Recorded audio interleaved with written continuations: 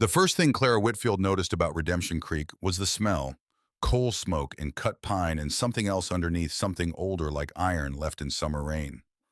She stepped off the stage with $42 pinned inside her corset, a carpet bag that held everything she owned, and a letter from a man she had never met signed in careful, deliberate script, "Yours faithfully, Mr. Samuel Holt." The second thing she noticed was that the man waiting for her at the depot was not Samuel Holt. He leaned against the post with the ease of someone who had never once been told to stand straight, arms crossed over a canvas work shirt that had been washed so many times the color had given up entirely. His hat was pushed back on his head, dark hair, sun-darkened skin, a jaw that needed a razor's attention 2 days ago. He was reading a piece of paper with the kind of focused displeasure a man usually saves for a land deed gone wrong. She stopped 3 feet in front of him. "You're not Samuel Holt." He looked up. His eyes were the flat gray of creekstone after a hard rain. "No, ma'am, I'm not. I was told Samuel Holt would meet me. Samuel got held up at the county assessor's office." He folded the paper and tucked it inside his shirt pocket. "There's a dispute about the northern pasture boundary. He'll be another 2, 3 days." He stepped forward and took her carpet bag before she had a chance to object. "I'm Nate, his brother." She let him take the bag because there was nothing dignified about a tug-of-war on a public platform. "Clara Whitfield," she said. "Your brother's—" She paused, unsure what word to use. Fiancé felt presumptuous. Guest felt wrong. "I know who you are," Nate said. He wasn't rude about it. That was almost worse. He said it the way you'd say you know what direction the sun sets, factual, without warmth, without hostility either. Just settled. Horses out front. She had come west because Missouri had nothing left to offer her. 29 years old, a former school teacher, a year past the death of her mother, and 18 months past the failure of the only man who had ever proposed to her. He had proposed on a Wednesday and married someone else on a Saturday, and Clara had decided afterward that waiting for circumstances to improve was a philosophy for other people. The correspondence with Samuel Holt had begun through a respectable agency in St. Louis. 11 letters over 4 months. He wrote about his land in eastern Colorado, 640 acres of shortgrass prairie, a cattle operation that was modest but solvent, a house that was, by his own description, adequate and growing. He was 36, a widower, no children. He wrote about his cattle with more warmth than he wrote about himself, which Clara found reassuring rather than alarming. Men who loved their work were predictable, and predictable was exactly what she needed. She had not asked about a brother. Nate Holt had a horse named Consequence and a disposition to match. Clara rode behind him on a borrowed mare named Dulcie, who had strong opinions about the pace and communicated them in short, abrupt hops that Clara was too proud to complain about. The road to the Holt Ranch was 17 miles of red clay and prairie grass, and they covered it mostly in silence. Mostly. "What did you teach?" Nate asked somewhere around the 5th mile, not turning around. "Third and 4th grade. Reading arithmetic, some geography." "You giving it up?" The question had more edge to it than it needed to. "Your brother needs a wife. A wife needs to be where her husband is." He didn't respond to that. A hawk crossed the sky ahead of them, low and purposeful. "What do you do on the ranch?" she asked, because silence for 12 more miles felt like a punishment she hadn't earned. "Whatever needs doing." He paused. "Manage the south herd. Some fence repair. Sam handles the business end." Another pause, shorter. "I'm better with animals than numbers." Clara watched the hawk drop below the tree line and disappear. "And what does that mean, being better with animals?" He turned then just far enough to see her from the corner of one eye. "It means I know when something's wrong before it starts showing."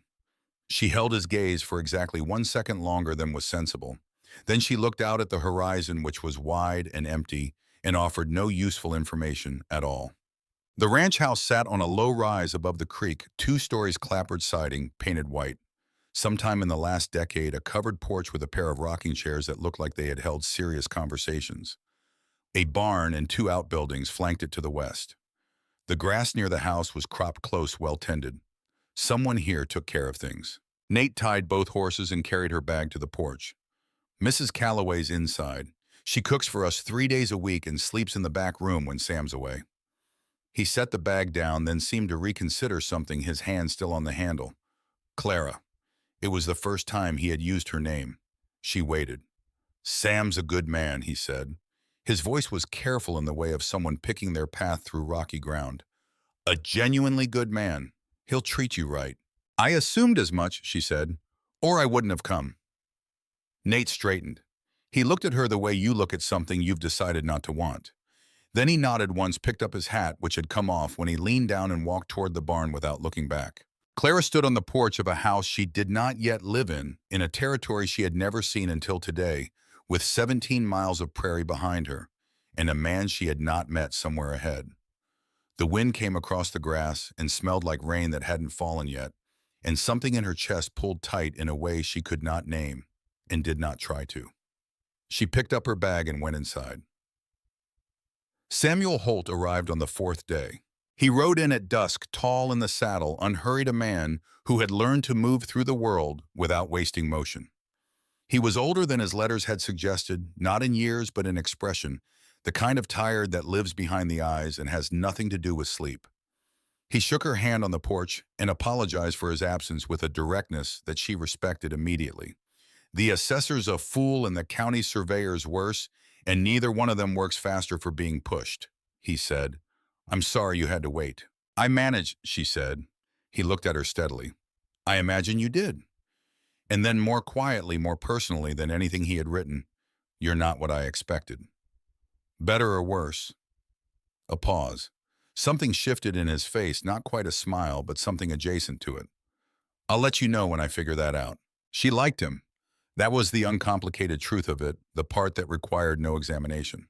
Samuel Holt was honorable and direct, and contained a quietness that felt like depth rather than emptiness. Over the next 2 weeks, they ate dinner together every evening, took a supervised walk around the property twice, and talked about Colorado and Missouri and what each of them had lost and what each of them hoped to keep. By the time he asked her to marry him formally on the porch, hat in hand, the creek catching the last light of evening, she had already decided yes. She said yes, she meant it. The trouble was not that she didn't mean it. The trouble was Nate. It wasn't dramatic. That was the thing she would think about later, lying awake in the room that had become hers and listening to the house settle around her. It wasn't a lightning bolt or a single moment she could point to and say there, that was when. It was accumulative, like water working at stone. It was the morning he corrected her quietly when she misjudged the temperament of a young stallion, not condescending, just matter of fact, his hand on the horse's neck and his eyes on her, steady and attentive. It was the afternoon she sat on the fence watching him work a difficult steer back into the herd and found herself thinking that she had never seen anyone so completely themselves. It was the evening she overheard him telling Sam about a foal born early and the care in his voice when he described staying up all night to watch it breathe. None of it was appropriate. None of it was directed at her. That was the worst of it, actually, that he wasn't trying, that he was simply there, which was a problem with no solution she could identify. She was good at identifying problems. She had been good at it since she was 7 years old and figured out that if you named a thing clearly, you could at least know what you were dealing with.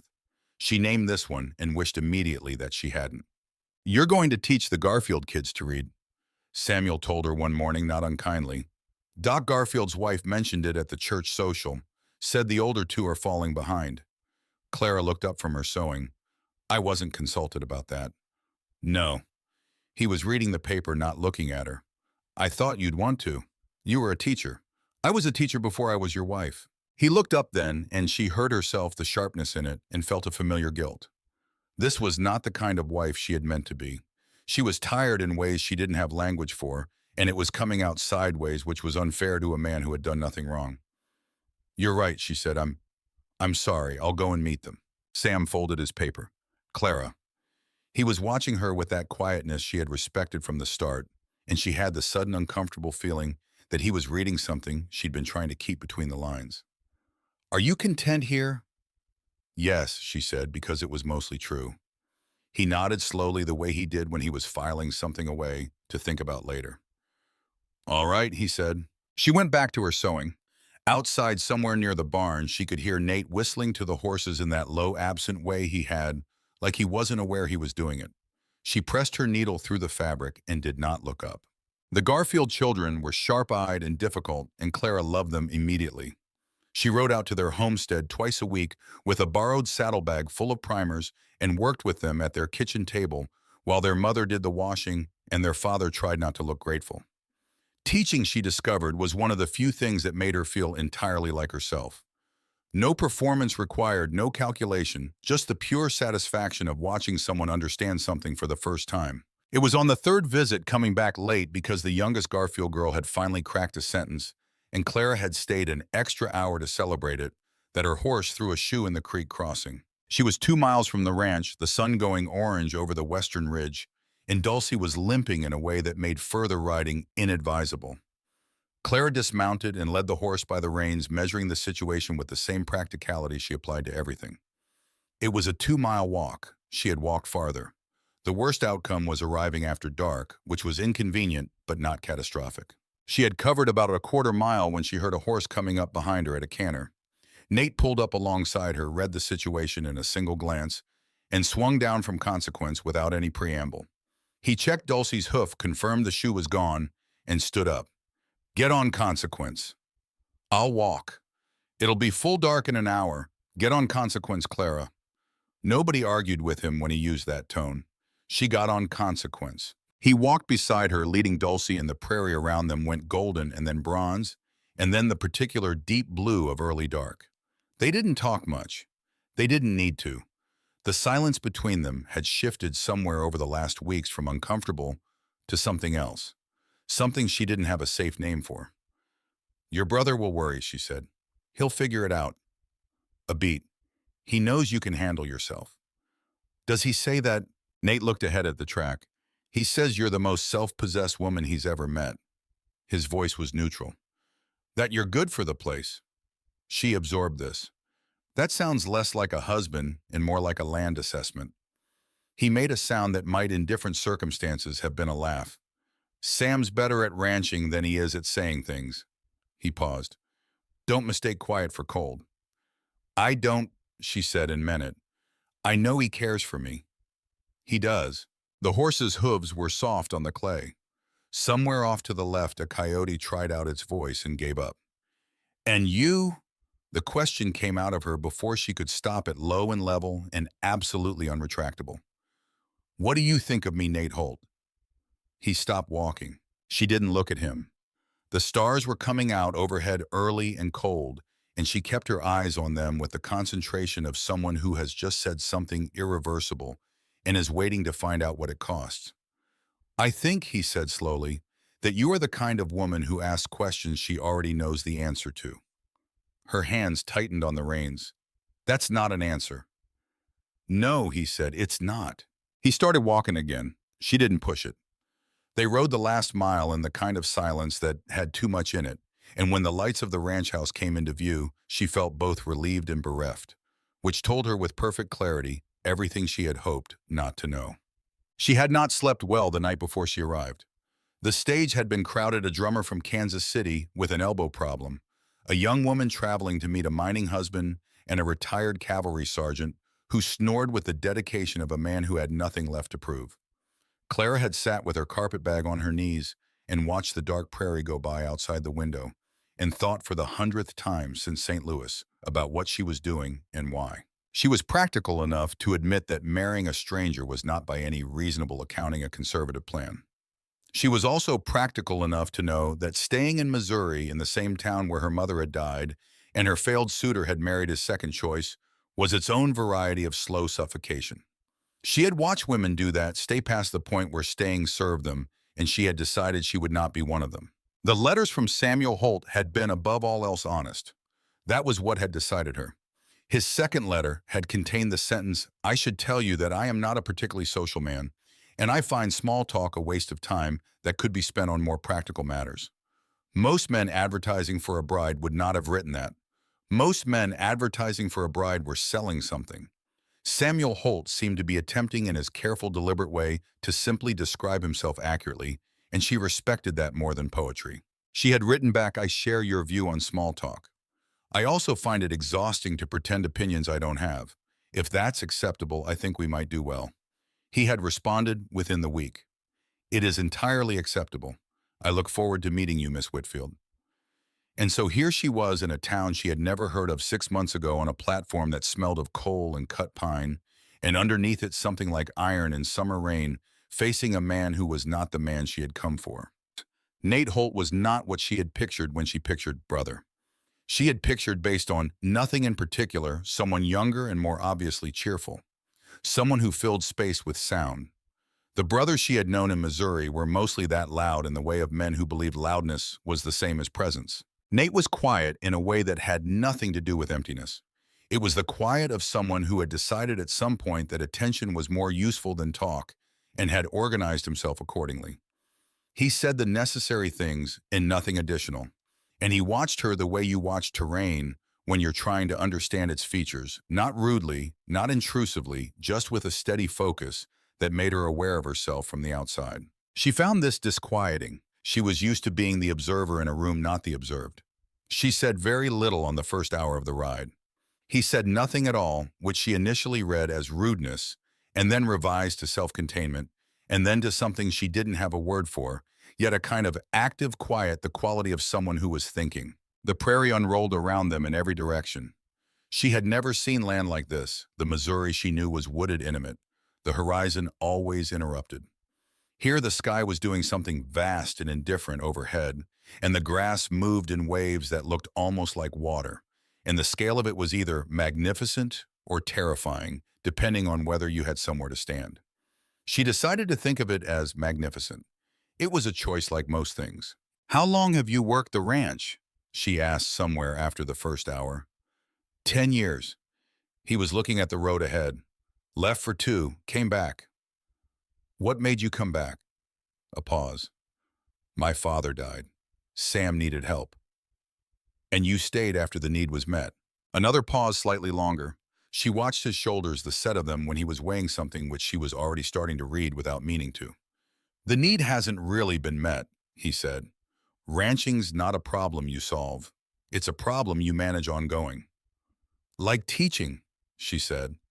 He glanced back at her. The first time he had looked directly at her since they'd left the depot. "Like teaching, children don't stay taught. You have to keep doing it." She paused. "The work doesn't accumulate, it just continues." He faced forward again. Something had shifted fractionally in the set of his jaw. "That's a reasonable way to put it," he said, and she had the strange feeling that she had passed some kind of test she hadn't known she was being given. They camped one night on the road to the ranch. The distance and the late afternoon start made a full day's ride inadvisable, Nate said, and she took him at his word. He built a fire with the practiced efficiency of someone for whom fire building was functional rather than romantic, and she helped without being asked, which he noted without comment. The horses were tied to a scrub oak 20 feet off. The fire was good, not too large, well contained. The sky above them was an absolute declaration of stars, the kind that don't exist in any town she had ever lived, in the kind that require actual dark. She was looking at them when he spoke without preamble. "Sam's a fair man," he said. He was at the other side of the fire, poking at it with a stick in the absent way of someone whose hands need occupation while their mind is elsewhere. "He's harder to know than he appears, but fair. I gathered that from his letters. He doesn't always—" Nate stopped. "He can seem colder than he is." "You're telling me this because you think I might be disappointed. I'm telling you this so you don't mistake reserve for cold." He poked the fire again. "He had a wife before, 5 years ago. She died in childbirth, the baby too. He doesn't speak about it." "He mentioned he was a widower," Clara said. "He didn't give details." "He wouldn't." Nate set down his stick. He was looking at the fire, not at her. "He's been, I don't know if careful is the right word, measured, since. He's still grieving. I think he's still protecting himself." He paused. "Which isn't the same thing." She considered this. The fire crackled. An owl called somewhere in the dark and was answered by nothing. "Why are you telling me this?" she asked. Nate looked up then across the fire at her, the light making shadows of the planes of his face. "Because you've come a long way," he said, "and it would be better if you understood what you were walking into. Most people would have said nothing and let me find out. Most people." He looked back at the fire. "I'm not most people." She sat with that for a while. The stars turned their slow, certain arc overhead. "Thank you," she said finally. He said nothing, which was she was beginning to understand, not nothing at all. The ranch house was better than she had feared and more worn than she had hoped, which balanced out to precisely adequate, which was what Samuel had promised. Mrs. Calloway met her at the door with a handshake that had the firmness of a woman who had been sizing people up for decades and arrived at conclusions quickly. "You're smaller than I expected," Mrs. Calloway said. "People frequently think that," Clara said. "Then they revise." Mrs. Calloway made a sound of approval. "Dinner's at 6. You'll want to wash the road off first. Room's upstairs, second door. I left extra water." She found the room and the water and stood at the window in the late afternoon light looking at the yard below where the barn sat solid and the fences ran out in both directions toward a horizon that was still broader than anything she was accustomed to. A horse was visible through the barn door, large and dark, and after a moment she saw Nate move past the barn door, not doing anything particular, just crossing the yard in the angle of the sun, the way you move through a space that belongs to you. She turned away from the window and unpacked her carpet bag. $42 still pinned inside her corset. A future that had not yet declared itself. She had come west wanting her life to move. She was fairly certain it was about to. She had been 3 days at the ranch before Ethan's first wife became real to her. It happened the way things like that happen, not through conversation, not through anything said directly, but through the accumulation of small evidence. A woman's handwork on the parlor curtains, a particular style of hemming Clara recognized as skilled. A recipe card in the kitchen drawer in handwriting that was not Mrs. Calloway's, rounder, more personal, with a small decorative flourish on the capital letters. A hook by the back door at a height that fit neither Samuel nor Nate, but would have fit a woman of average stature. Clara did not ask about her. Nate had told her not to more or less the night at the campfire, and she respected that as well as being disinclined herself to force a subject. She could feel the weight of without needing it explained. But she thought about her the first wife. Mary she had been according to the church membership register. Clara found herself reading one Sunday when she went with Mrs. Calloway to the Redemption Creek Methodist. Mary Elizabeth Holt Ney Carver, 1851 to 1882. 31 years old. She had been exactly Clara's age when she died. She thought about what it meant that Samuel had waited 5 years before looking for another wife, and what it told her about the specific quality of his grief. Not spectacular, not visible, but thorough. The kind that doesn't announce itself. The kind that changes the shape of a person so gradually that the person doesn't notice until they try to do something they used to do easily and find it no longer fits. She thought about what Nate had said, he's still protecting himself, and understood it better after that Sunday. She thought these things alone in the room that was hers, with the lamp at the angle she had learned was best for reading, and the creek audible at the edge of quiet nights. She had always been good at her own company. It was one of the things that had made her useful as a teacher, and occasionally difficult as a woman. She had a tendency to think at length and arrive at conclusions without consulting anyone, which men sometimes found alarming, and she had mostly stopped apologizing for. She concluded after a week at the Holt Ranch the following. Samuel was a good man, in a particular kind of arrested state, waiting, without admitting he was waiting for something to move him forward. Nate was a good man, in a different kind of arrested state, staying without admitting what was keeping him at a place he both loved and couldn't fully claim. And she was a woman who had come west looking for one thing, and had already within a week found herself looking at something rather different. She was practical enough to find this concerning.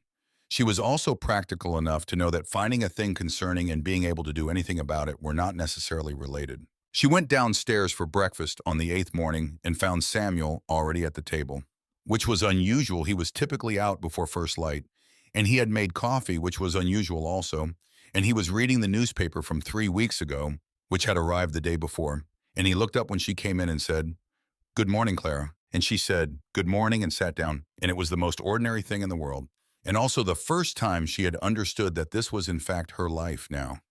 This table, this man, this coffee, this particular quality of morning light through these particular windows, and that the understanding of that was a different thing than the deciding of it, and both were required. She asked Samuel about the land on the second week because the land was everywhere, and she wanted to understand it. He took her on a riding tour of the eastern boundary on a Sunday afternoon, the two of them on horses with the pale winter sky above, and the short grass moving in the light wind, and he told her about each section with the particular affection men develop for ground they have worked. This section had the best water access. That ridge was where the spring storms came in. You could watch them for 40 miles before they arrived. The southeast pasture was best for winter grazing because of the natural windbreak formed by the ridgeline. She listened and asked questions, and he answered them with more animation than he showed in most conversations, because this was where he lived most fully in the specifics of his land, the practical mechanics of the thing he had built. "Your father left it to you," she said somewhere near the creek crossing. "Left it to us," he said. "Nate and me." He paused.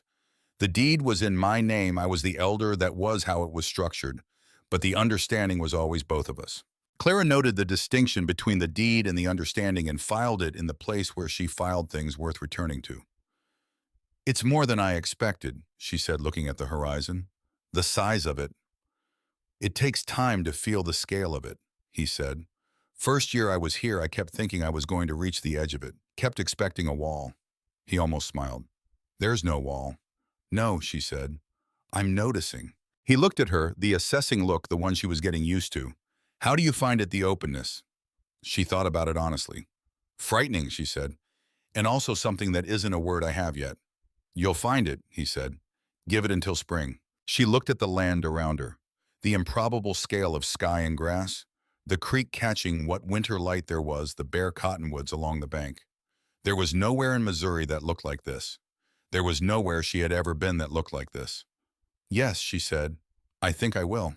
They rode back in the early dusk, the horses moving easily on familiar ground, and she thought about the deed with one name on it, and the understanding between brothers, and about how often those two things, the legal and the actual, failed to match, and what that gap cost people over time. She thought about it again in the kitchen that evening while Nate came in for his coffee, and she watched him move around the space with the particular ease of someone in a place that is both theirs and somehow not quite theirs. And she thought, there it is, and wished she could unnotice it, and knew she wouldn't. Margaret Fowler arrived in Redemption Creek on a Tuesday in late October, riding in a hired buggy with 2 trunks and a hat that had cost more than most men in the county earned in a month. She was 33, widowed, and possessed of the particular confidence that comes from having been the most beautiful woman in every room she had ever entered. She owned land 2 miles east of the Holt property, her late husband's cattle operation now run by a foreman, and generating income she spent in Denver. She had come back, according to the announcement she made at the church social, to settle some affairs and perhaps stay through the winter. Clara watched her work the room the way you watch a card player at a table, not hostile, just attentive, cataloging the tells. Margaret laughed at Samuel's remarks longer than they warranted. She found reasons to touch his arm. She had known him, Clara gathered, for years before Clara arrived, and she spoke about that history in small, fond references designed to remind everyone present that she had been here first. Samuel was gracious and oblivious. He was a man who took people at face value and expected the same in return, which was one of the things Clara genuinely admired about him and occasionally found maddening. She wanted to marry him, Nate said beside her, quiet enough that no one else could hear. Clara turned to look at him. It was the first time in 10 days that they had been within speaking distance without other people immediately present, and she was aware of it the way you're aware of a change in air pressure before a storm. "Before you came," he said. His eyes were on his brother across the room. She made it clear enough. Sam never took it up. A pause. "He doesn't like complications." "And what am I?" Clara said before she could stop herself. "Uncomplicated." Nate looked at her then, just for a second, and then away. "No," he said. "I'd say not." He walked away. Clara returned her attention to her husband, who was explaining something about water rights to the county clerk, and told herself that the word Nate had just said, the way he had said it, meant nothing that could matter. November brought the first hard frost and a cattle dispute that kept Samuel gone 4 days at the neighboring Beaumont Ranch, arbitrating a fence line conflict that had been festering for 2 years. Clara ran the house in his absence with the practical efficiency she brought to everything, and found herself working alongside Nate more than was strictly necessary, which was nobody's fault and therefore nobody's problem. They were repairing the east fence line the second day, she holding the wire taut while he worked the staple gun close enough that she could hear him breathe in the cold air when he spoke without preamble. "How'd your people feel about you coming west?" "I didn't have people left," she said. "Mother passed 2 years ago, father when I was 12. He drove the staple in. Brothers, sisters. One sister. She married a banker in Cincinnati. Clara pulled the wire straight. She thought I was foolish. Were you? I thought less about foolish and more about forward. She glanced at him. He was working the next section, not looking at her. I needed my life to move. And has it? Ask me in a year. He made that sound again, the almost laugh. She was collecting them, she realized, without meaning to, cataloging the rare places where his reserve broke open for a moment. It was a terrible habit, and she couldn't stop. You ever think about leaving? She asked. He slowed. The ranch, Colorado. Going somewhere else. He was quiet for long enough that she thought he wasn't going to answer. The prairie around them was still and gray under the high winter sky, the cattle a dark mass on the southern rise. I left once, he said. Spent 2 years in New Mexico, worked cattle down there. He paused. Came back when my father died. Sam needed the help. Did you want to come back? Another silence shorter. What I wanted wasn't the relevant question. She understood that. She understood it in the way you understand something that lives in the same neighborhood as your own experience. You stayed for him. He's my brother. And now, she said, and heard how much she was asking under that, and wished she could take back the question's second meaning while keeping its first. Nate turned and looked at her directly. Really looked the way he almost never did, which meant she felt it like a hand on her sternum. Now, he said carefully, the question is more complicated than it used to be. She held his gaze for 4 full seconds before she looked away. Her hands were shaking slightly, which she attributed to the cold. It wasn't the cold. Margaret Fowler began calling on the Holt Ranch in the second week of November with the frequency and determination of a woman who had decided on a plan.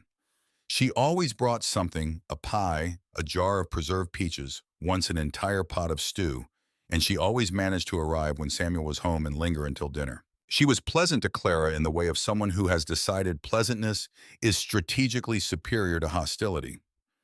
You've done wonders with the front room, she said on her third visit, looking around with the assessing eye of someone pricing inventory. Of course it needed quite a bit of work. It suits us, Clara said. Of course it does. Margaret smiled. The smile reached nowhere near her eyes. You're very adaptable, aren't you? Coming all this way with so little... A practiced pause. So little history here. Samuel across the room noticed none of this. He was showing Nate something on a map. Nate was not looking at the map. He was watching Clara with an expression that was perfectly controlled and therefore told her a great deal. History is made, Clara said. Not imported. Margaret's smile thinned fractionally. How very practical. I was a school teacher. We tend toward practical. Samuel looked up. Clara Margaret's been telling me about the church's Christmas social plans. She's on the organizing committee. He looked genuinely pleased. I told her you'd help. Clara looked at her husband, who meant well.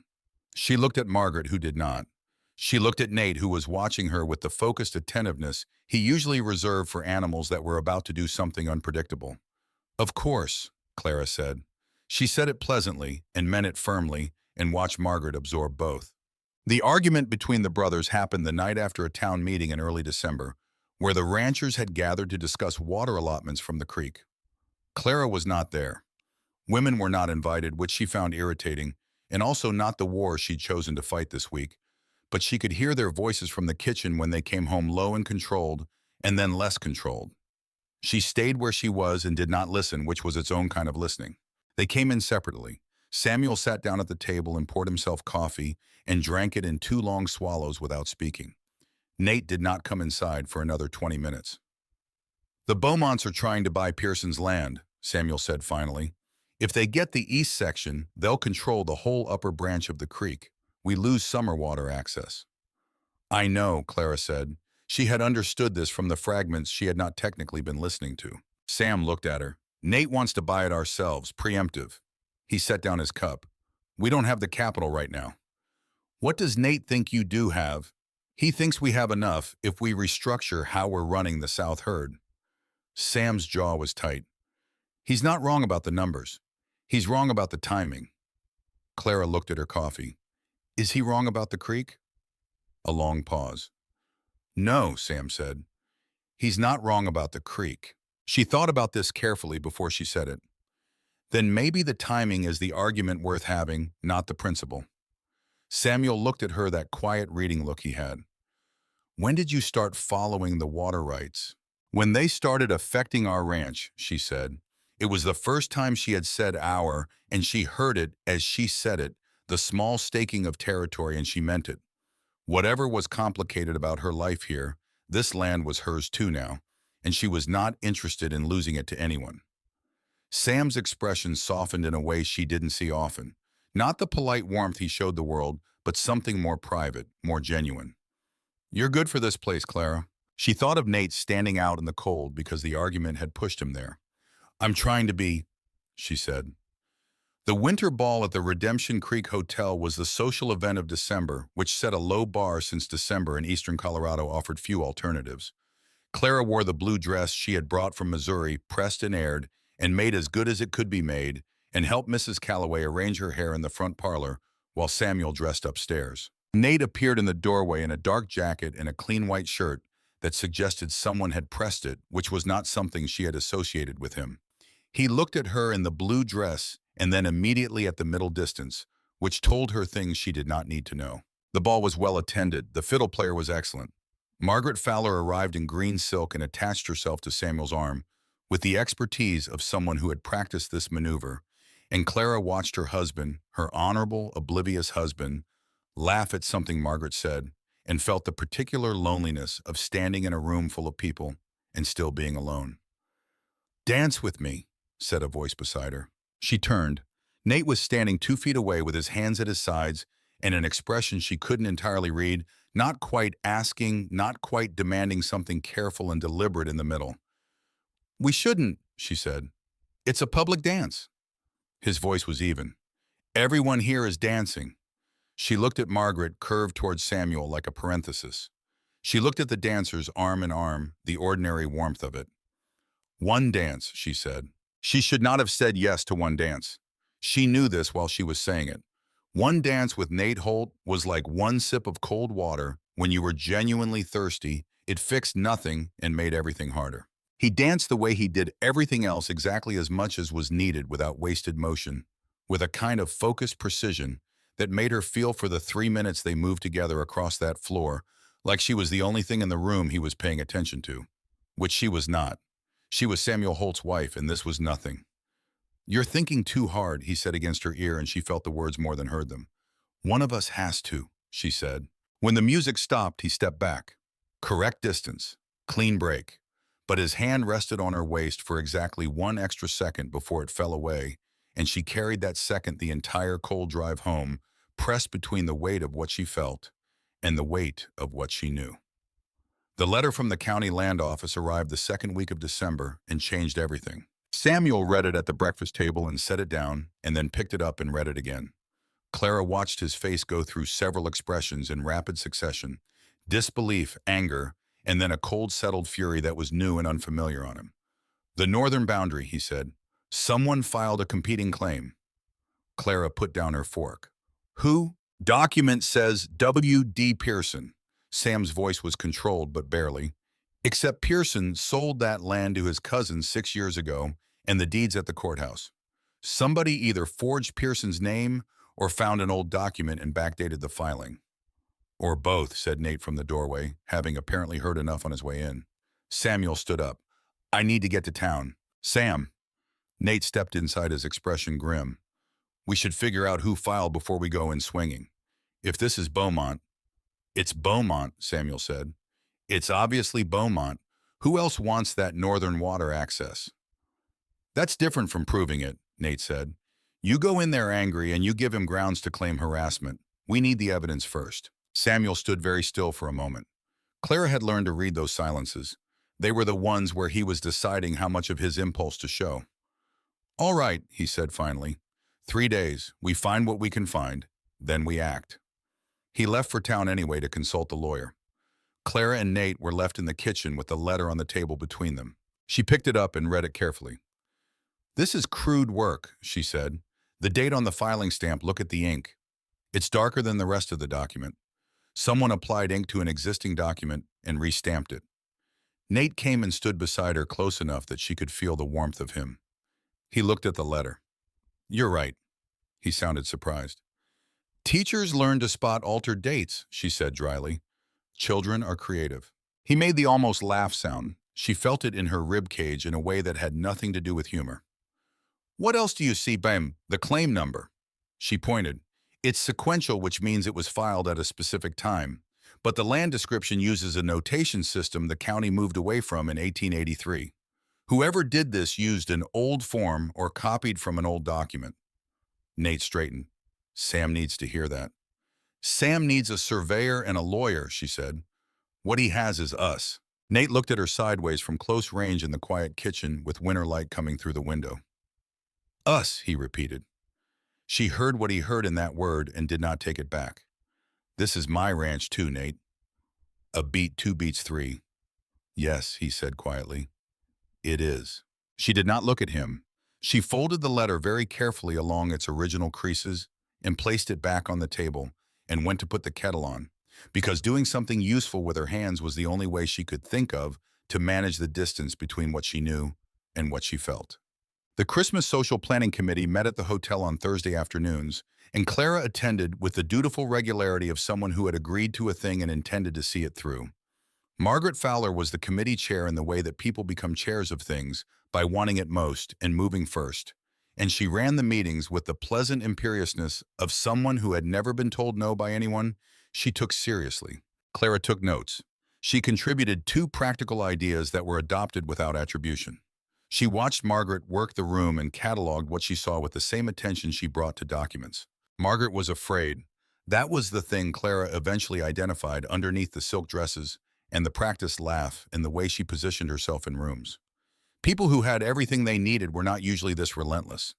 The relentlessness was a symptom of something she was trying to prevent, and what she was trying to prevent was the future she was watching arrive without being able to stop it.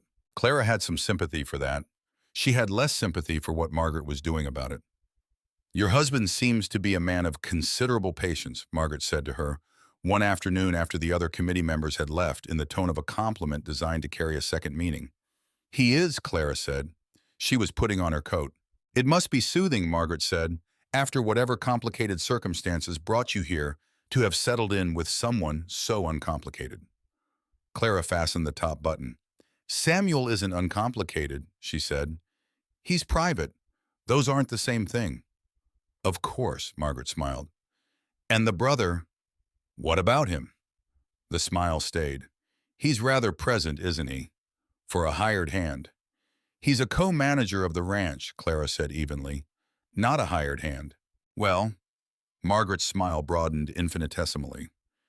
I've heard it described both ways. By whom? The smile faltered fractionally. People talk. They do, Clara said. She picked up her bag.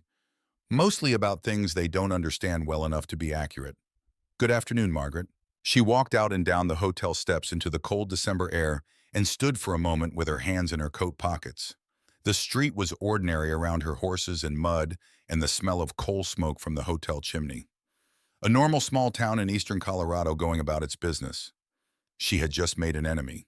She had known she was making it and done it anyway because some lines once crossed are easier to have crossed cleanly. She was going to need to tell Samuel. She did not look forward to that conversation because Samuel would handle it with measured dignity and quietly blame himself for putting her in a room with Margaret Fowler, which was not useful to anyone.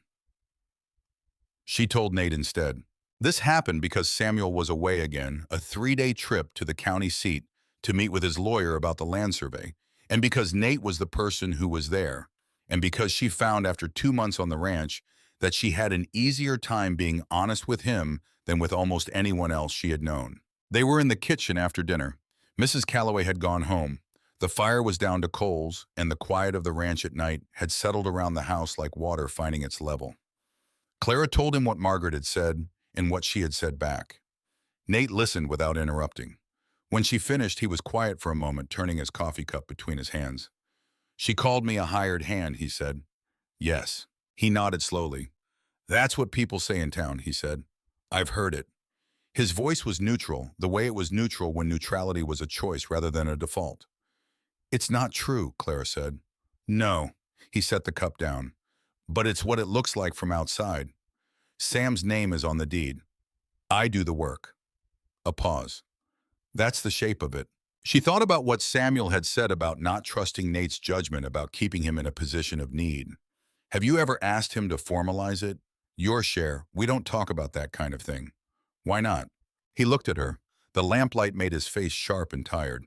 Because it would mean having a conversation where I say this isn't fair, and he has to either agree or disagree, and either answer costs something. He paused. Some conversations you avoid because the price is too high. And some conversations you avoid so long that the avoidance becomes its own price, she said. He looked at her steadily. You're going to push on that until it moves, aren't you? I'm a teacher, she said. I believe in things being said that need saying. Something in his expression moved, not quite the almost laugh, but related to it a softening of the line around his mouth. You're going to be difficult to have here, he said. I imagine, she said. Does that bother you? He considered this with apparent seriousness. No, he said finally, and then looked surprised at his own answer, which told her more than the word itself. The forged land claim letter sat on Samuel's desk for a week while the lawyer gathered documentation. Clara reread it 3 times over those days, not because she expected to find something new, but because problems didn't stay solved in her experience unless you kept looking at them. On the 4th day, she found the thing she hadn't noticed the first time. The witness signature on the filing, a county requirement, was signed J.H. Pearson, which was presented as a relative of the land's original owner, establishing the chain of claim. But the signature had a looping J that she had seen on another document, the cattle contract, that Margaret Fowler's late husband had signed with the Beaumont operation, which she had found a reproduction of in the county newspaper archive during her second courthouse visit. The J was distinctive. It started low and swept up before the loop, a leftward lean on the uprights. Professional correspondence students learned standard penmanship. People who had learned to write at home developed habits. This J had a habit.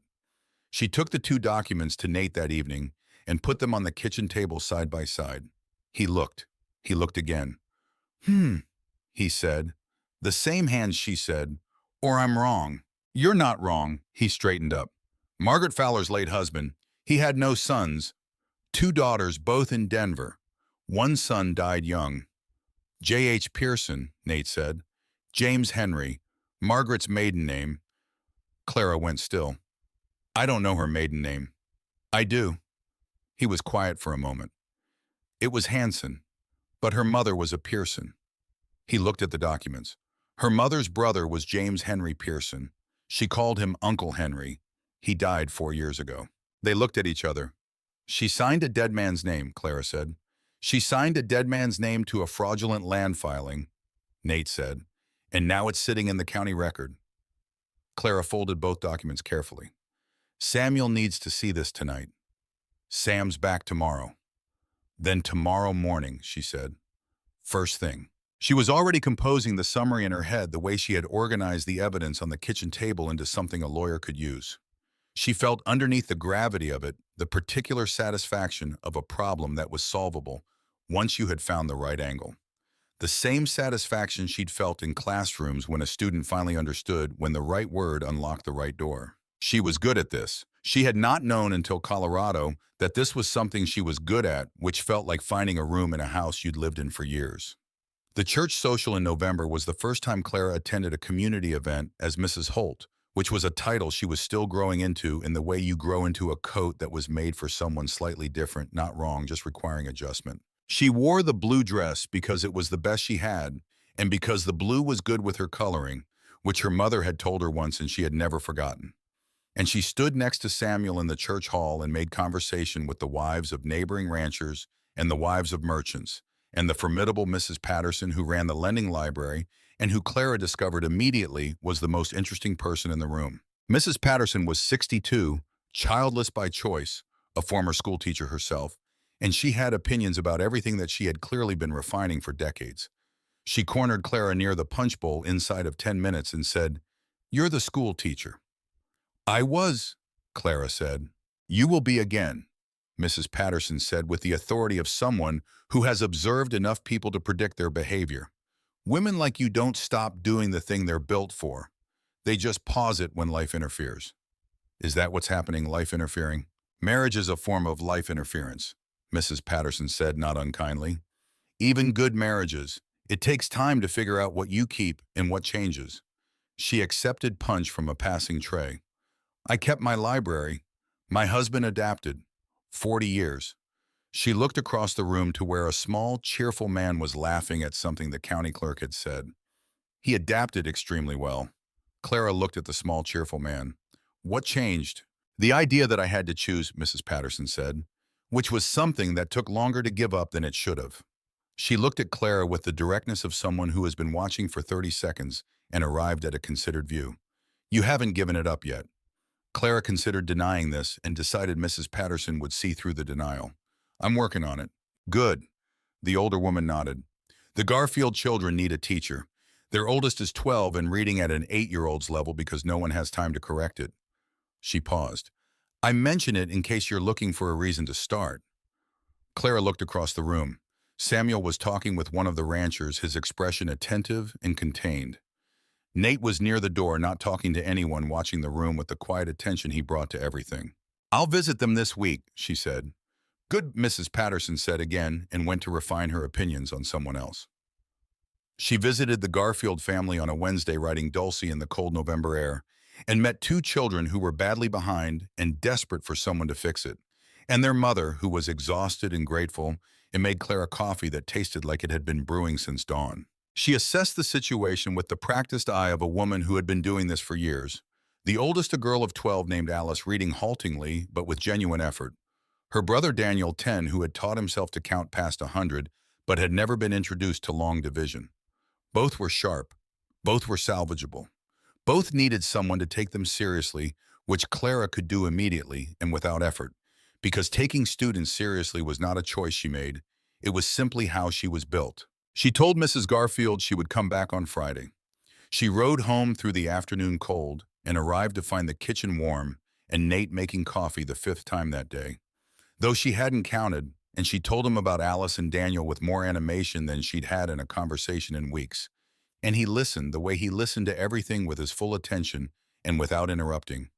And when she stopped, he said, You missed it. Yes, she said. You should go back to it. It's only 2 children in a kitchen. It starts somewhere, he said. He poured her a cup without asking whether she wanted one. Everything does. She took the cup. Their hands didn't touch in the transfer. She was aware of this as a fact. The attorney in town said something similar, she said. About the case, that I think like a lawyer. You think like someone who needs the true thing, Nate said. He was leaning against the counter, not looking at her, looking at the window. You can't let a wrong fit sit. Kids reading below their level, forged documents, a deed that doesn't match the reality. He paused. They're all the same problem. She looked at her coffee. You're more perceptive than you let on. Most people are, he said. You particularly, she said. He turned and looked at her, then straight on, no qualifier, the way he rarely did. Clara. The warning in her name again. She had learned to hear the specific frequency of it by now, not danger, not hostility, but the sound of a man reminding himself of a line he had decided not to cross. I know, she said. I know. He turned back to the window. She drank her coffee. Outside, the prairie went brown and gray and enormous in every direction, and it was her home, and that was both simple and completely not simple, and she was getting used to holding both at once. Samuel noticed in December that she was using the desk in the parlor. He mentioned it on a Tuesday evening after dinner, not accusatorially. He rarely brought anything into a room. Accusatorially, but with the mild observation of a man who had noticed a change in his house. You've been working in the parlor, he said. The kitchen table is easier for the legal documents, she said. The desk is better for the teaching prep.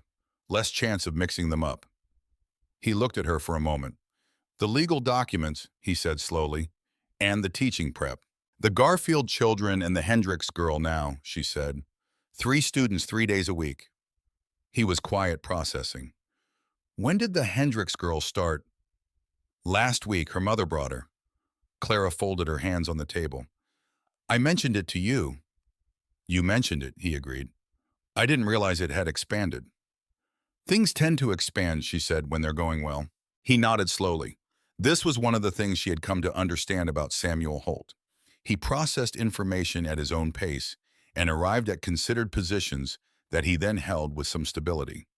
It was not coldness. It was simply that he didn't think out loud. Is it going well, he said. The teaching or the legal case, both. The legal case is almost complete, she said. Hendricks thinks we'll have the expert's report within a week. She paused. The teaching is going better than I expected. Better than you. He looked at her. You expected it to go badly. I expected it to feel different here than it did in Missouri, she said. Different setting, different everything. She paused. But children are children. They want to learn. They want someone to take them seriously. She paused again.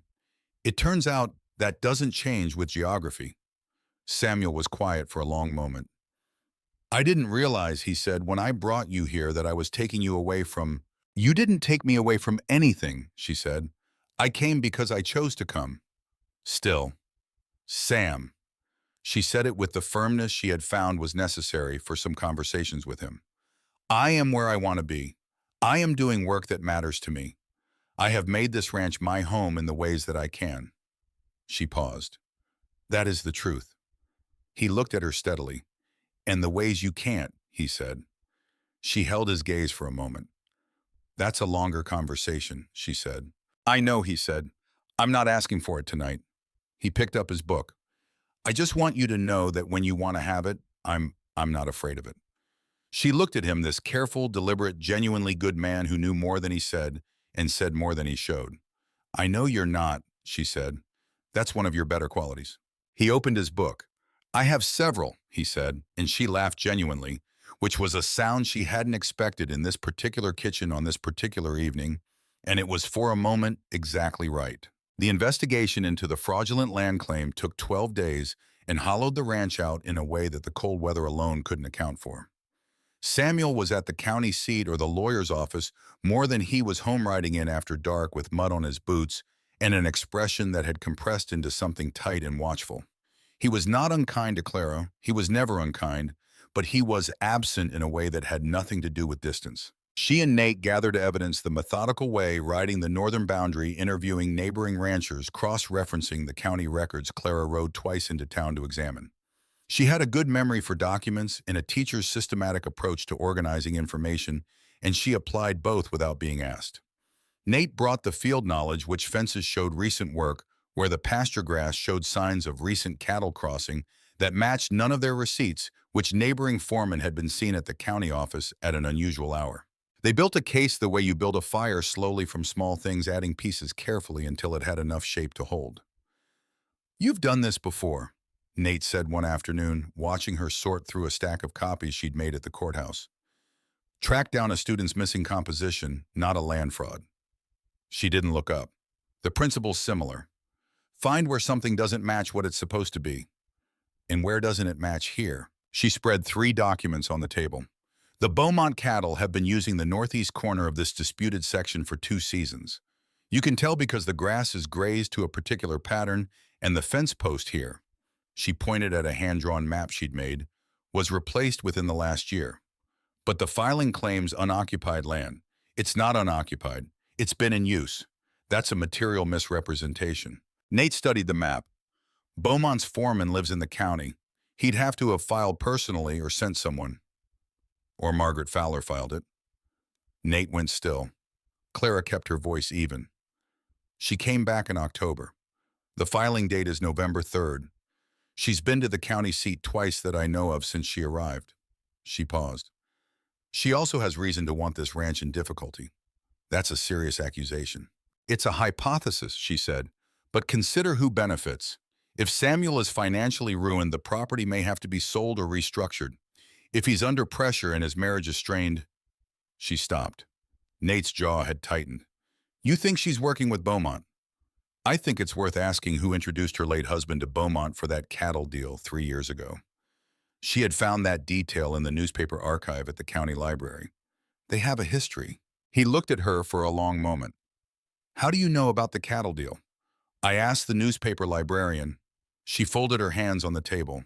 She was very helpful. She also mentioned that Margaret made quite a point of asking who the new Holt bride was before she came back. Nate stood very still in the way that meant something was occurring to him that he didn't like.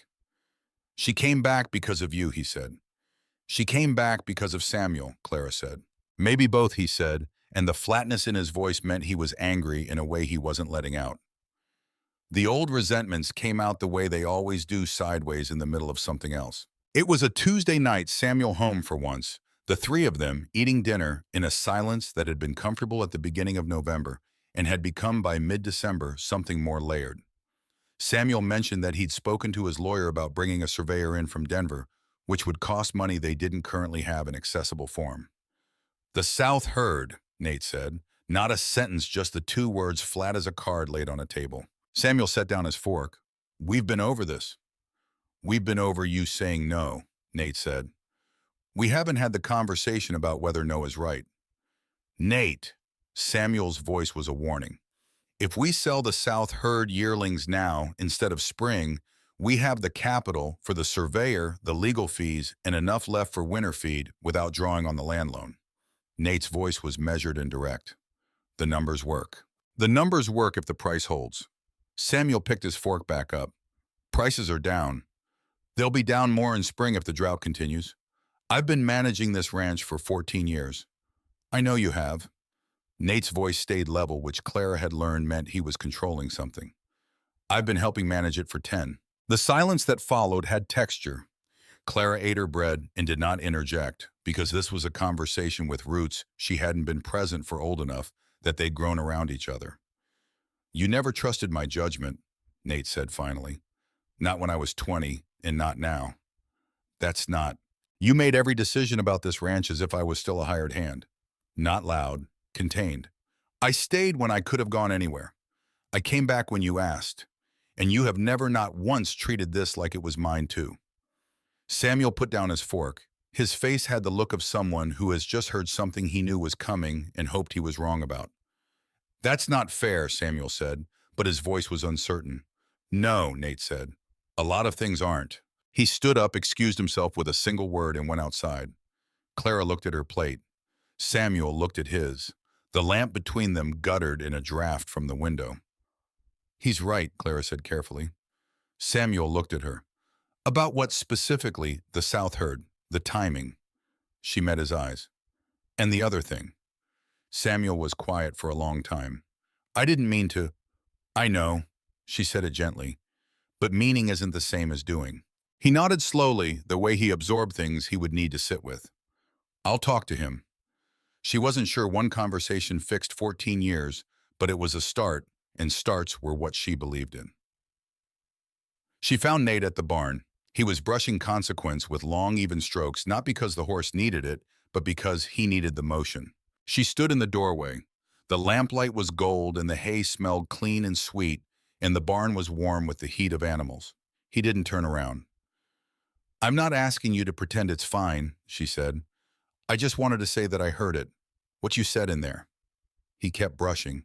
It wasn't for you to hear. No, but I did, and I think you were right, and I think... She stopped, restarted. I think you carry a great deal that you don't say. A long stroke, another. Most people do, not the way you do. She stepped inside. The horse turned one dark eye toward her, calm and acknowledging. You've been holding yourself at a distance from everything you want for so long it's become a habit. He stopped brushing. The ranch, she said. The recognition.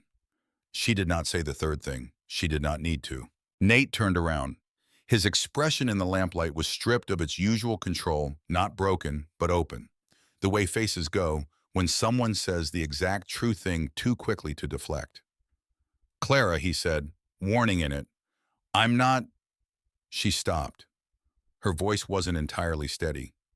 I'm not doing anything. I'm just saying that I see it. You. A breath.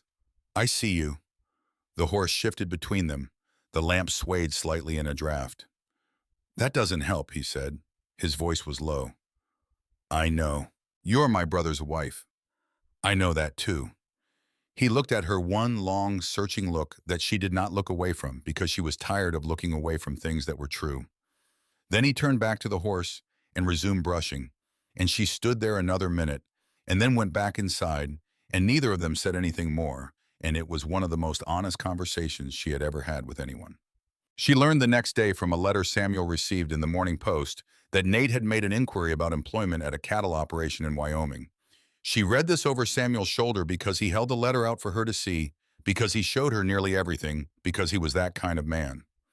The offer was dated 3 weeks prior, which meant Nate had written to them while they were standing together at kitchen tables and fence lines and had said nothing. Samuel's face was unreadable. He folded the letter and set it on his desk and stood at the window for a moment. "Did you know?" he asked. "No," she said, truthfully. "He's had one foot out the door since he came back." Samuel said, not angrily, with a kind of tired sadness. "I always knew it." She thought about the barn and the brushing and Nate's voice saying that doesn't help. She thought about a man making plans to leave while he was still staying, because staying had become impossible and he hadn't found a way to say so. "He's not going because he wants to leave," she said carefully. Samuel looked at her. She held his gaze. "I know," Samuel said. His voice was quiet and level and full of things she understood he would not say directly. "I know, Clara." She looked at her hands. "We should figure out what we're going to do," Samuel said finally, "before the January freeze sets in. All of us." She wasn't sure if he meant the land claim or something else. Knowing Samuel Holt, he meant both at once, and she loved him for it and felt the inadequacy of love as a solution to anything. She found the church records by accident. She had gone to the Redemption Creek First Methodist to borrow a hymnal for Mrs. Calloway's birthday gathering. Mrs. Calloway was not a church-going woman, but she liked the music and found the pastor in the vestry organizing a box of old registration ledgers that dated back to the town's founding in 1872. He was the kind of man who cataloged things with care, the opposite of the county assessor, and he mentioned as he handed her the hymnal that he had been going through the membership records because a family was trying to establish residency for a school enrollment dispute. She paused. "You have records going back that far." "Every family that ever registered in this county," he said, with the quiet pride of a man who believed records mattered. "Birth records, marriage records, transfers of membership when families moved on." "The Pearson family," she said. "He found it in 12 minutes. James Henry Pearson had been a founding member of the church.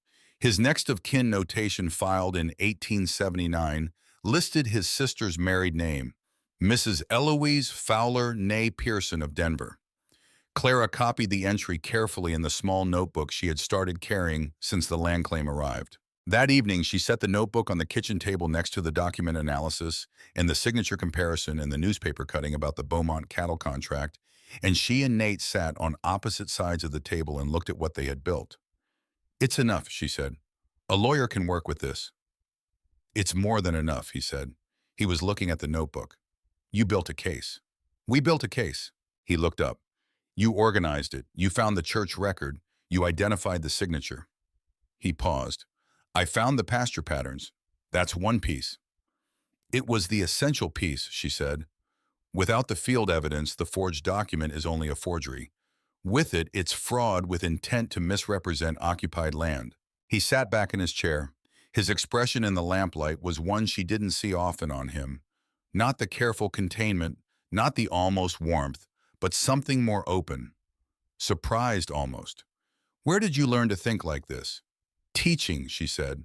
"A classroom is nothing but a series of problems with partial information. You learn to find the connecting piece." "You made it sound simple." "It's not simple," she said, "but it's workable. Most things are workable if you approach them right." He held her gaze for a moment.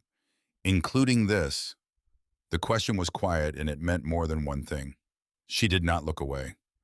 "I'm working on that one too," she said. The brothers argued again in the second week of January, which Clara had been expecting, the way you expect weather you can see from a distance. The bone of it was the same, the land, the capital, the South herd, but the marrow had shifted.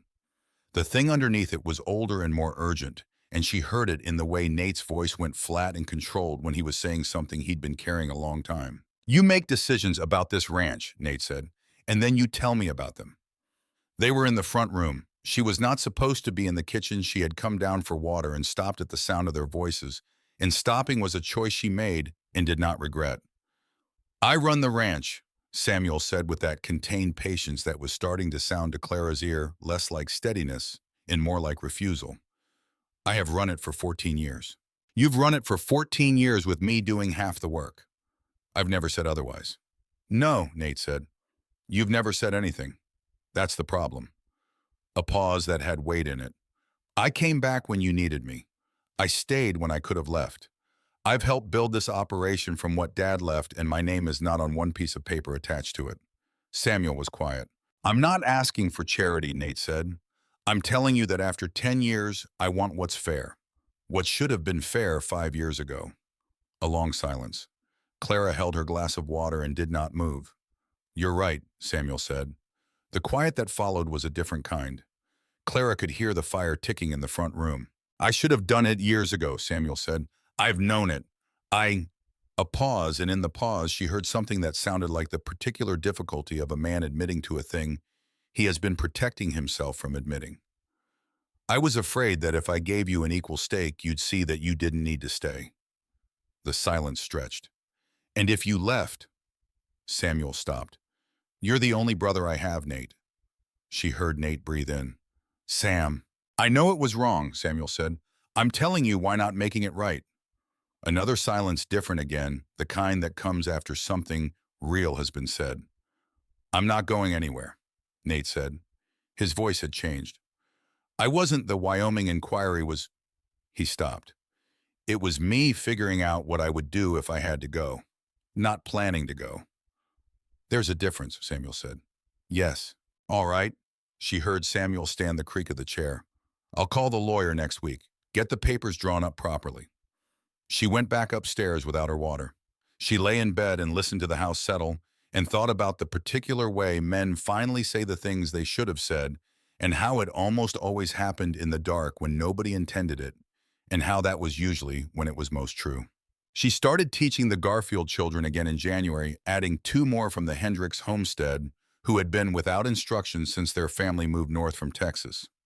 She wrote out 3 times a week now instead of 2, regardless of the weather, because the cold didn't seem to be affecting the children's ability to learn, and it certainly wasn't affecting hers. Samuel watched this with the kind of quiet approval he gave things he respected but hadn't initiated. You're building a school, he said one morning, watching her saddle Dulcie with the systematic efficiency she'd developed for cold mornings. I'm teaching 4 children in a kitchen, she said. It's not a school. It will be, he said. He had the document reading look, the one that assessed and filed. You have a gift for it.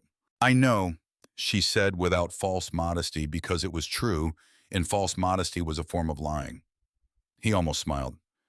Yes, I've noticed you know your own value. He handed her the saddlebag. It's one of the things that makes you difficult to be around occasionally. For you or for other people? Both, he said. But I find it useful in a woman who runs a ranch. She settled the bag. I'm glad it's useful. Clara. He paused, and something in the quality of the pause made her look at him. Are you happy here? The question was direct and deserved a direct answer. I'm useful here, she said carefully. I belong to something here. The land, the work, the children. She paused. I'm not sure happy is the right category. What is the right category? She thought about it honestly. Real, she said. My life here is real. He nodded, slow and thoughtful, the filing look again. Good, he said. That matters. He looked at the horizon, more than happy sometimes. She clicked to Dulcie and wrote out and thought about what he had said, and thought he was not wrong. The county lawyer's name was Hendricks. No relation to the homesteading family, a coincidence that had caused Clara mild confusion for 2 weeks, and he was a compact, deliberate man in his 50s who had the habit of reading documents twice before speaking about them, which Clara respected. He read the summary she had prepared twice. He read the church record copy. He examined the signature comparison she had laid out side by side on his desk with the care of a man handling something he recognized as valuable. You put this together yourself, he said. Not a question. He had said it before back in December, and he said it again now with the same note of recalibration. With field documentation from Mr. Nate Holt, she said, the pasture pattern evidence and the fence record. Where did you learn to do this? Teaching, she said for the 3rd time in a month, and Hendricks looked at her the way the pastor had looked at her, the way Nate had looked at her. The slight recalibration, the revision, and she was beginning to feel that Colorado might be the first place she'd lived where her capabilities consistently surprised people upward rather than being treated as unremarkable. She found she didn't mind the surprise. She minded it less here than she would have in Missouri, where being capable had felt more like an argument she was always losing. Hendricks tapped the signature comparison with one finger. This will require an expert in handwriting analysis to confirm. Denver has 2 men I know of. Sending copies and waiting for a response will take 3 weeks. All right, she said. In the meantime, he paused. I'll file a motion to hold the competing claim in abeyance while the analysis is pending. That buys time and puts the county on notice that the claim is contested. How long does that take? I can file by Friday. He stacked the documents. Mrs. He paused, uncertain. Mrs. Holt, she said, because she was for now, regardless of the rest of it. He nodded. Mrs. Holt, I have to say that this is the most thorough preparation I've seen a client bring to a land dispute in 20 years of practice. He paused again with the deliberateness of a man weighing something. Have you ever considered legal work? She blinked. I'm a teacher. You think like a lawyer. He said it matter-of-factly without flattery. The systematic approach to evidence, the cross-referencing, the attention to document details, these are not common skills. A pause. Colorado will be a state in the next decade. There will be a need for people who can do what you've done here professionally. She looked at him for a moment. I'll consider it, she said, because it was true that she would, and because something in what he said had opened a door in her mind that she hadn't known was there. She rode back to the ranch in the cold with that door open, and the wind off the prairie was sharp and clean, and she thought about what she was good at and what she wanted to do with it, and how those two things might be, for perhaps the first time in her life, pointing in the same direction. The weeks between the lawyer's filing and the handwriting expert's response were the longest of the winter. Not because nothing happened, plenty happened, the ranch having no interest in dramatic pauses, but because the land claims sat over everything, like weather you couldn't see through a presence at the back of every conversation. Samuel managed this with his particular brand of controlled forward motion, working the ranch, attending to the daily business, riding to town twice a week to check in with Hendricks. Nate managed it differently. He went quieter, which for Nate was a significant degree of quiet, and worked more, which for Nate was a significant amount of work. Clara managed it by teaching. She had 4 students now, the 2 Garfield children, the older Hendricks girl, and a boy named Thomas Cale from the homestead 3 miles north, whose mother had brought him to Clara with the slightly desperate expression of a woman who had run out of time to teach him herself. Thomas was 11, gap-toothed, and intensely interested in arithmetic in a way that was a relief after 2 months of reading primers. She taught in the Garfield kitchen 3 mornings a week and found on the 3rd week that she was looking forward to it with the specific anticipation she hadn't felt about a morning in a long time. The children were difficult and funny and surprising, and she found things in them that they didn't know they had and showed those things to them and watched the recognition happen. This was what teaching was at its core, the moment someone saw themselves larger than they had. She thought about Hendricks the lawyer and what he had said and decided it was worth thinking about more seriously. Not now, but after the land claim was resolved and the winter was done, and the shape of her future had clarified itself a little further. She mentioned it to Nate one evening in passing the lawyer's comment the idea of legal work, and Nate looked at her for a long moment and said, "You'd be good at it." She said, "I'm good at teaching." He said, "You're good at finding the true thing. That's what both of those are." She thought about that for a while. The true thing, she repeated. Document students' land claims. He was at the window looking out at the dark. You find where things don't match what they're supposed to be. That's the skill. You make it sound simple. It's not simple, he said, but it's one thing. He looked at her. Some people have one thing they're built for. Most people spend their whole lives not finding it. She considered this. What are you built for? He turned back to the window. Animals, land, knowing what's wrong before it shows. That's more than one thing. They're the same thing, he said. The land is an animal too. She absorbed this. Outside, the winter dark was doing its absolute work, and the fire behind her was warm, and she sat with the statement until it settled somewhere useful, which was where most of Nate's statements ended up. She had found not immediately obvious, but worth holding until they resolved. The handwriting expert's report arrived on a Tuesday morning at the end of January, 3 days before the blizzard. Hendricks sent a copy by messenger rather than waiting for Samuel's next visit to town, which told Clara the contents were significant before she opened it. She read it at the kitchen table twice the way Hendricks read everything. Then she went to find Samuel. He was in the office with the account books doing the monthly reconciliation with the focused expression he brought to numbers. She put the report on the desk beside the ledger. "Read the third paragraph," she said. He read. His expression, which had been focused, became something harder and more settled. "Conclusive," he said. "The expert's word is consistent," she said, which is the professional way of saying yes. The J formation in the witness signature matches the formation in the Beaumont contract documents at a rate that he uses the phrase consistent with the same hand 3 separate times. For a handwriting expert, that's about as direct as they get. Samuel stared at the report. "She forged a dead man's signature." "Yes." "On a county filing." "Yes." "To steal our water access." "With the help of the Beaumont operation or at their direction. The expert can't determine which." Clara sat down across from him. "Hendricks says either way, the filing is void and the Beaumont claim dies with it. And—" She paused. "Forging a witness signature on a county land filing is a criminal matter in Colorado. It's not just a civil dispute anymore." Samuel was very still. "He'll bring it to the county sheriff," Clara said. "That's his recommendation." Samuel looked at the report. Then he looked at Clara. "You built the case."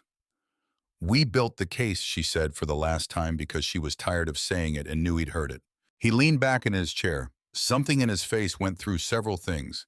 Anger, relief, and then a kind of weariness that was not defeat, but more like the specific exhaustion that comes at the end of a long fight you didn't start. "She was—" He stopped. "Margaret and I won't say we were close, but I knew her for years. Her husband was a difficult man, and she had a difficult time, and He stopped again. "I felt sorry for her, and she used that." "Yes," Clara said. "That's a particular kind of calculation," he said, "using someone's compassion against them." "It is," she paused. "You're not wrong for having had compassion. You're not wrong for not having seen it." He looked at her steadily. "I'm going to say something, and I want you to hear it without arguing." "All right. You have been beyond what I had any right to ask for here," he said. "Not just the case, the ranch, the teaching, the way you—" He stopped and something moved in his expression that she hadn't seen before, something more unguarded.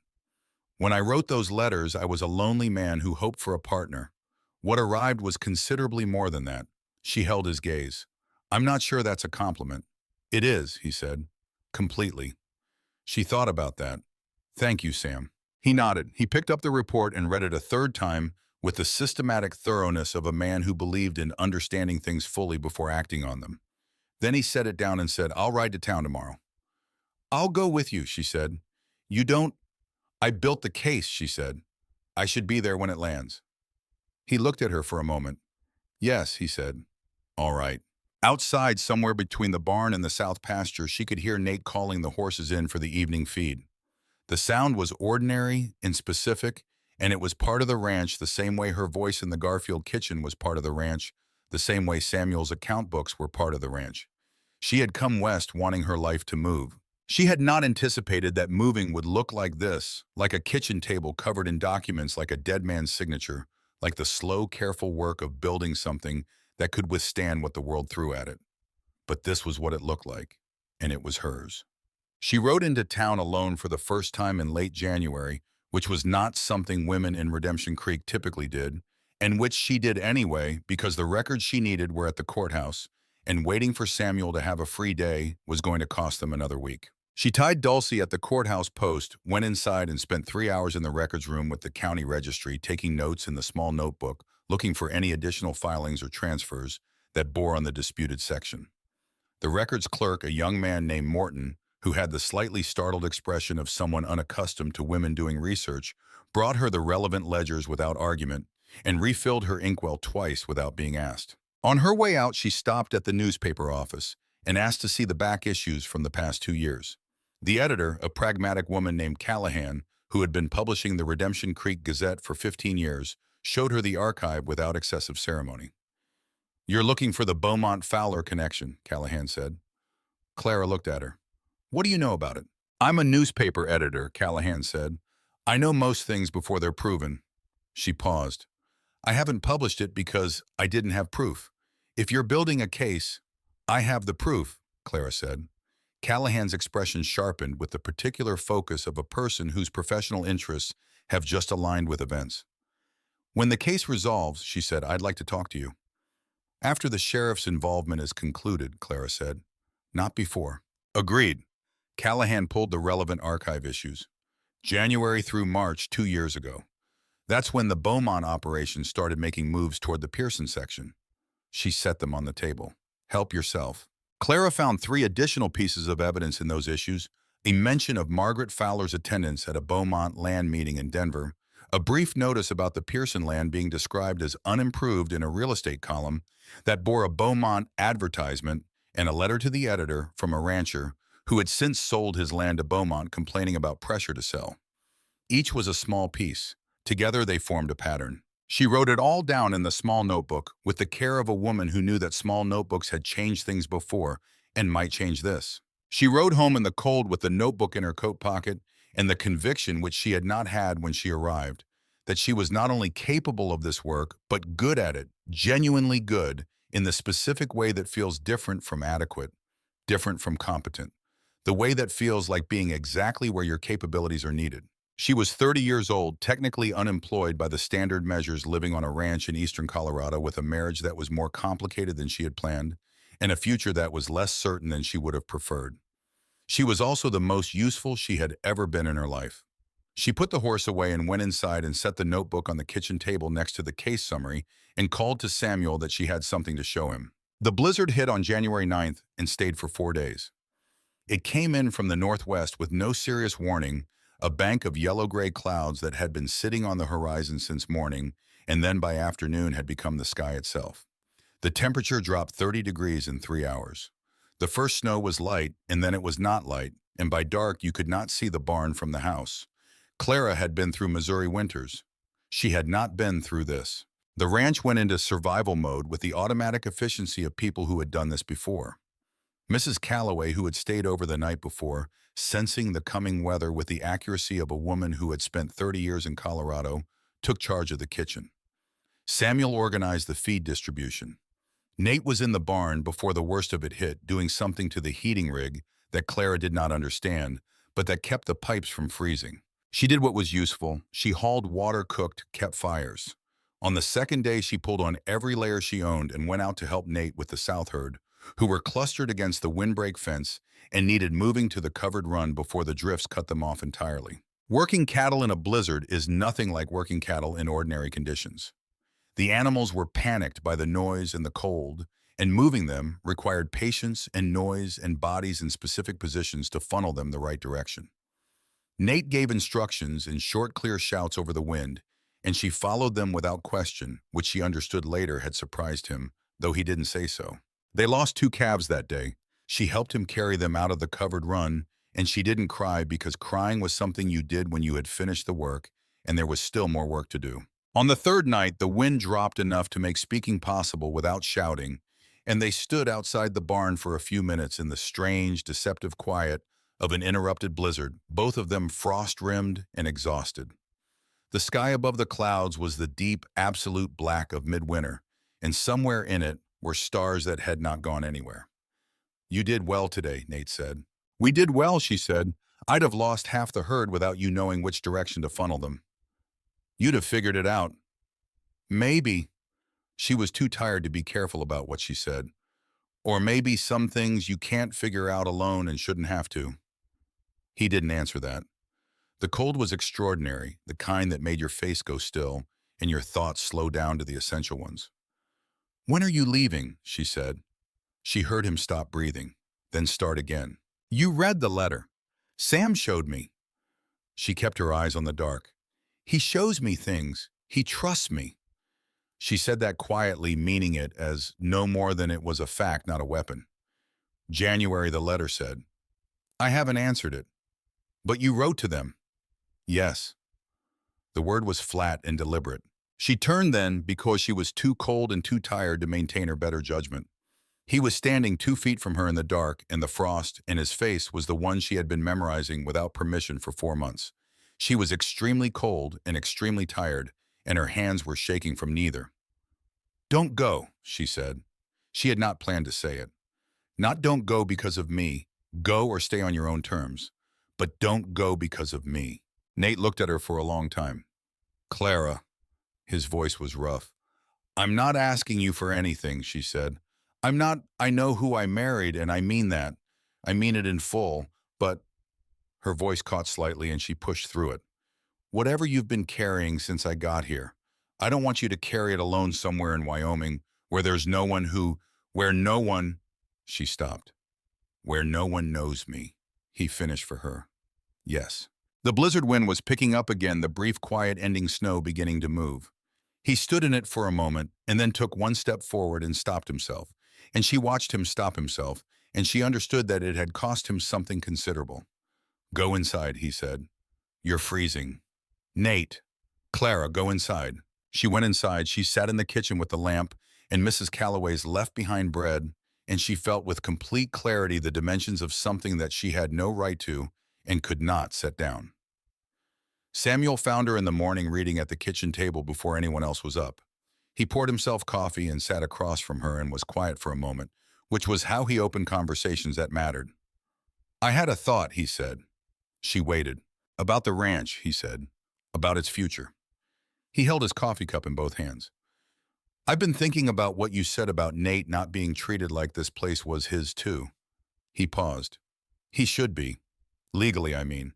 I've been talking to the lawyer about restructuring the deed, co-ownership, his name on the land. Clara set down her book. He doesn't know yet, Samuel said. I wanted to think it through first. He looked at his coffee. It's the right thing. It always was. He stopped. I was afraid that if he owned it, he wouldn't need me to let him stay. He said this quietly with the precision of someone who had spent several nights getting to the true statement. And if he didn't need to stay, he'd go. So you kept him dependent, Clara said, not unkindly. Yes. Samuel looked up. I'm not proud of it. She was quiet for a moment. Tell him, not me. I will. He paused. There's something else. She waited. The lamp between them was the same one that had been there 3 months of evenings. She knew the way it flickered in a south draft. I'm not going to pretend, Samuel said slowly, that I don't see what I see. He was looking at the table. His voice was level, the way it was level when he was being most careful. I know what kind of woman you are, Clara. And I know my brother. He stopped. And I know there are things that cannot be helped and cannot be undone. The kitchen was very still. Sam, she started. I'm not accusing you. He looked up. I want to be clear about that. I'm not accusing either of you of anything. But I'm not. He stopped again, reorganized. I didn't marry you to be unhappy. I wanted a partner. I wanted someone who wanted this life. And I think you do want this life. He gestured at the ranch with his coffee cup, the gesture taking in all of it, the land and the work, and the slow particular accumulation of belonging. But I don't think. He stopped a third time. You don't think you're who I want it with, Clara said. He absorbed this. His face was steady the way faces go when someone has confirmed what you already knew, and the knowing doesn't make it simpler. Are you sure about that? She was not going to lie to this man. She had never been able to lie to this man, which was both one of his best qualities and currently the most painful. I care for you. That's completely true. I know, he said. You're a good man. That's also true. And Nate, she looked at the lamp. I see, Samuel said. They sat with it for a while. The house was quiet around them. The blizzard finally spent the world outside, settling into the deep, cold silence of deep winter. I don't know what to do, Clara said finally, which was the most honest thing she could say. No, Samuel said. Neither do I. He finished his coffee, but I think we have to figure it out before it figures itself out for us. He stood up. I need to talk to Nate. She nodded. He paused at the door. Clara, whatever happens, you were good for this place. You were good for both of us in your way. He looked at her directly. I mean that without bitterness. She believed him. That was the particular quality of Samuel Holt. You could believe him every time, even when what he said hurt. I know you do, she said. He went to find his brother. She did not hear their conversation between them. She was not meant to. She went out to the barn and checked on the remaining cattle, and thought about Missouri and choices and the way roads fork when you're already on them.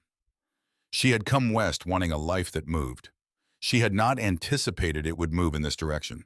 She thought about what she wanted with the directness that had always been her best and most inconvenient quality. She had married Samuel Holt in good faith, and she would not have taken it back. He was a good man, and she had learned things from him, and those months had been real.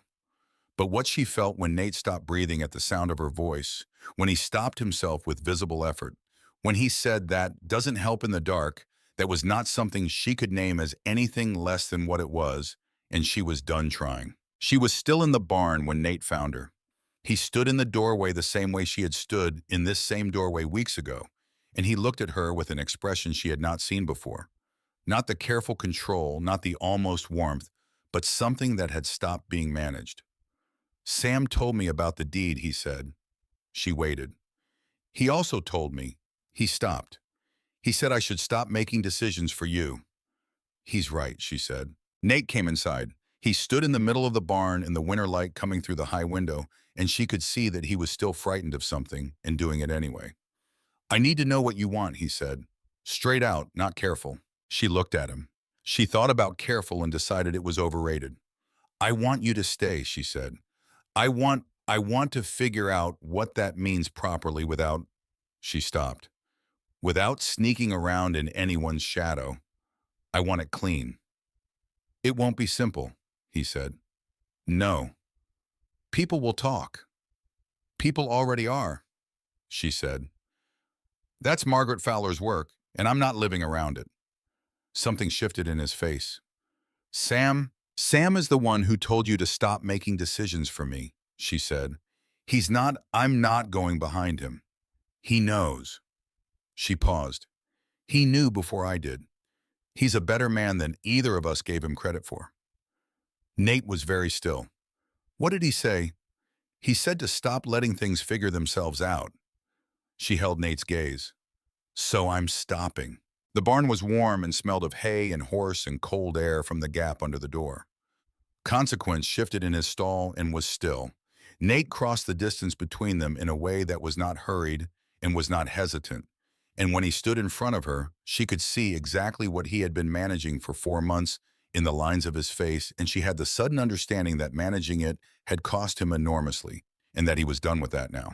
He put his hand against her jaw, just his hand still, nothing more, and looked at her the way he looked at problems he was solving from the ground up.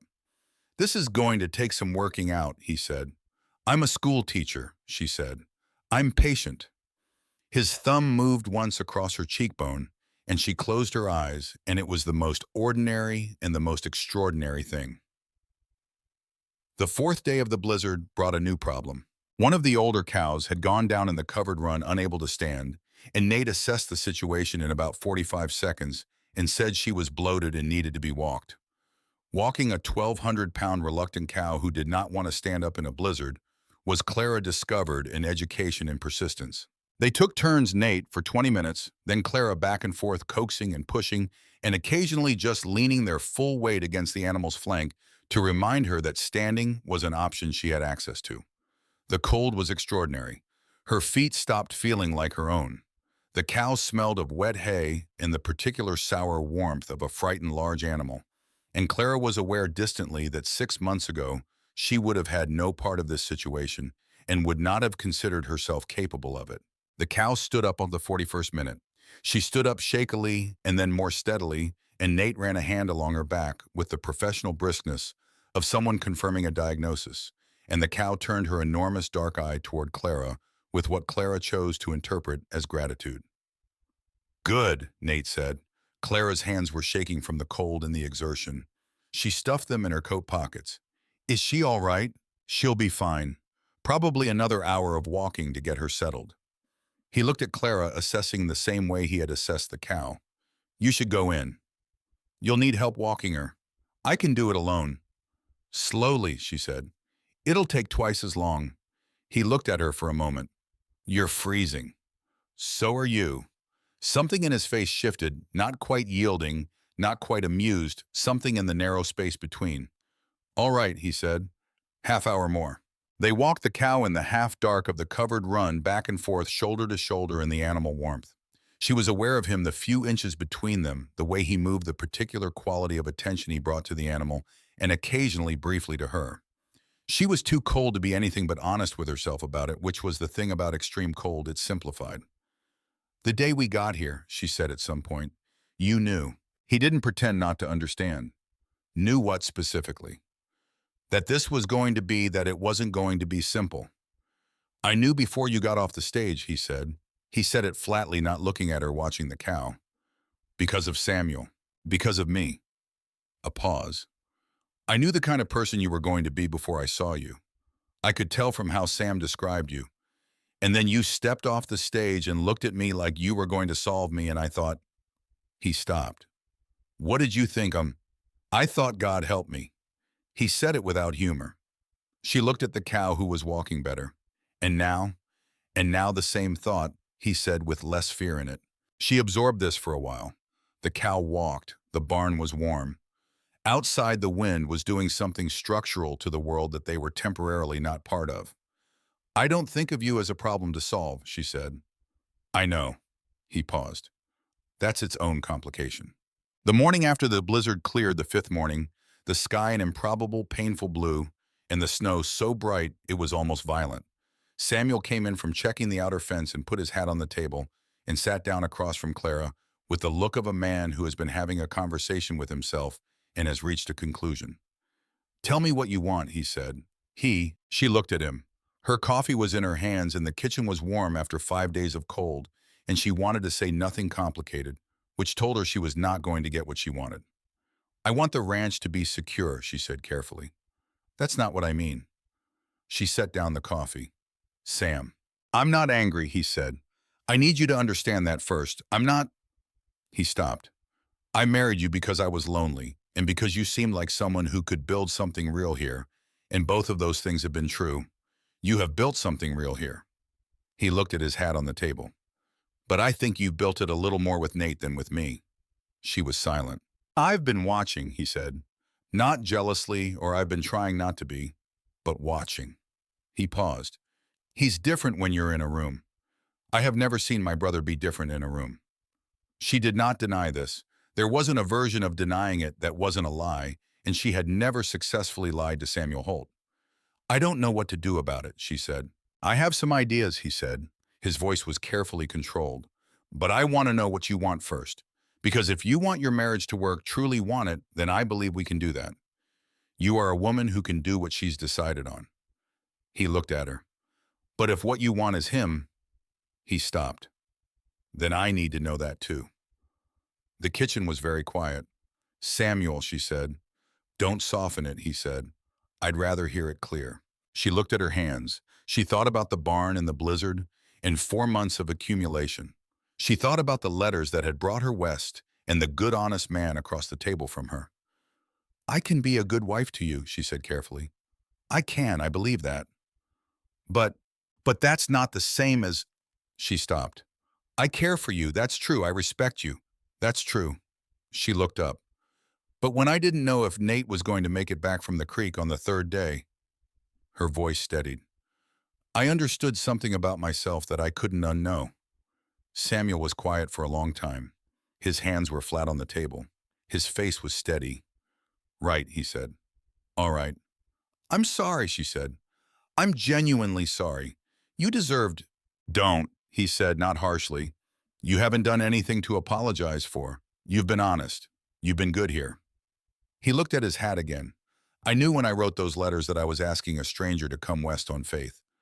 I can't resent her for what she found when she got here." She reached across the table and put her hand over his. He looked at it. After a moment, he turned his hand over and held hers briefly, firmly, the handshake of people who have agreed on something difficult. "I'll talk to the lawyer," he said, "about how to do this properly." She nodded. "And Clara—" He let her hand go. "Whatever happens with the arrangement, you stay on this ranch as long as you want. Your work here is yours. The relationships you've built here are yours." He straightened. "Nobody is running you off your own land." She felt something in her chest release a thing she hadn't known she was holding. "Thank you," she said. "Don't thank me," he said. Just make sure Nate stops making plans to go to Wyoming. She almost laughed. She looked at her coffee. He's not going anywhere. No, Samuel said with the dry certainty of a man who had known his brother for 30-something years. He's not. He never was. On the 6th day after the blizzard, when the roads had cleared enough for a rider to get through, a letter arrived from Margaret Fowler. It was addressed to Samuel in the same looping hand she had used on the forged county document, which was either oblivious or bold, and Clara couldn't decide which was worse. Samuel read it at the breakfast table without expression. When he was done, he folded it and set it beside his coffee cup. She's asking me to intervene with the sheriff, he said. Clara waited. She says the handwriting analysis is circumstantial. She says the Beaumont land claim was a business matter that she was peripherally involved in and didn't fully understand. He looked at the letter. She says that given our history, she hoped I might speak on her behalf. The kitchen was quiet. What are you going to do? Clara said. Nothing, Samuel said. I'm going to do nothing. He said it with a finality that was not cruel but was complete. I have spent a long time giving Margaret Fowler the benefit of the doubt she was using against me. I'm done. Nate, who had come in from the morning feed and was washing at the pump, dried his hands and came to the table. Samuel slid the letter across to him without a word. Nate read it. His face went through nothing visible. She'll go to Denver, Nate said, before the sheriff can act. Probably, Samuel said. That's her business. She'll tell people it was us who destroyed her reputation, that we fabricated the evidence. People can check the county records themselves, Clara said. The original filing is there. The expert report will be public record. Anyone who wants to know what happened can find out. She paused. The people who matter in this county already know. Samuel looked at her with that assessing expression she had come to recognize as approval. Yes, he said. Exactly. Nate folded the letter and placed it back beside Samuel's coffee. And the people who don't matter will believe what they want regardless. That's the nature of people who don't matter, Clara said, and Samuel made a sound that in a different mood would have been a laugh. The letter went into the fire that evening. Clara watched it burn with the particular satisfaction of a chapter ending. The last of the winter's accumulation finally resolved. $42 pinned inside a corset, and somehow it had become this, a land cleared of fraud, a ranch on solid ground, a future she could actually see. The weeks between the blizzard's end and the annulment were strange and quiet ones which Clara experienced as necessary rather than painful. The machinery of the county moved at its own pace. The land claim was formally voided in the 3rd week of January. Margaret Fowler left for Denver before the notice was served. The Beaumont operation quietly withdrew from any claim to the Pearson East section and offered no further challenges, which was the particular silence of people who know they've lost and want it forgotten. The ranch went on. This was the thing Clara found herself thinking about in the long, cold weeks of late January and early February. Not the drama of what had happened, but the persistence of the ordinary work underneath it. Cattle needed feeding, regardless of county filings. Fences needed checking, regardless of personal arrangements. The Garfield children showed up for their lessons, regardless of what Clara was working through in the evenings, and she showed up for them because that was what you did with work that mattered. She had a conversation with Mrs. Calloway in the 2nd week of February that she did not expect to have. Mrs. Calloway had a practice of appearing in rooms and being forthright that Clara had either come to appreciate or simply accepted as unchangeable. And on a Tuesday afternoon, she came into the kitchen while Clara was reviewing the legal documents one final time and sat down across the table without being invited. You're going to be all right, Mrs. Calloway said. Clara looked up. I know. Both of them, Mrs. Calloway said. Samuel and... She made a gesture that encompassed the barn direction. They're both going to be all right. I know, Clara said again. Mrs. Calloway looked at her steadily. I've been cooking for the Holt Ranch for 11 years, she said. Since before the first Mrs. Holt died. I've watched Samuel manage what that left him with, and I've watched that boy. She meant Nate. She always called him that boy regardless of his age. Spend 10 years being careful about everything except the one thing he needed to be careful about. She paused. Which is himself. Clara set down her pen. You're good for both of them, Mrs. Calloway said. In different ways for different reasons. And what's happening, she made another gesture, this one taking in the general situation. It's the right arrangement. It just took a while to get to it. Clara looked at the woman across the table who was 60-something, comfortable in her opinions, and the most useful person on the ranch after the people who actually ran it. "Did you know," she said, "when I arrived, within the first week," Mrs. Calloway said without particular modesty, "the way Nate was in the kitchen more than he needed to be." A pause. "He used to come in for coffee twice a day maximum. Then it was 5 times." Clara felt something in her chest that was not quite a laugh, but was related to one. "He never said anything." "He wouldn't," Mrs. Calloway said. "He's not a man who says things. He's a man who comes in for coffee 5 times a day." She stood up. "I'm making a pie. Do you want pie?" "Yes," Clara said. "Good," Mrs. Calloway said, and went to the larder. Clara looked at her documents and thought about the particular wisdom of women who had been watching things longer than anyone thought to ask them, and felt unexpectedly something close to gratitude for the specific way this life had assembled itself around her. Not the life she had planned, but the one that had turned out to be hers. She wrote to her sister in Cincinnati on the first clear day of February, which was also the day the land claim was formally vacated, and the county posted the notice. She had not written since September, which was a gap she was not proud of, and the letter took her 2 hours to compose because she was trying to be honest, and her sister was a woman who worried, and Clara did not want to cause unnecessary worry. She wrote, "The situation here has been complicated and I have managed it. I am well. The ranch is secure. There will be some changes in my circumstances in the coming months that I will explain more fully when they have resolved themselves. I am where I want to be. I have work that matters and land that is mine and people around me that I have chosen. Please do not worry about me. I am more myself here than I have been anywhere." She sealed the letter and put it in the postbag that went to town Thursdays.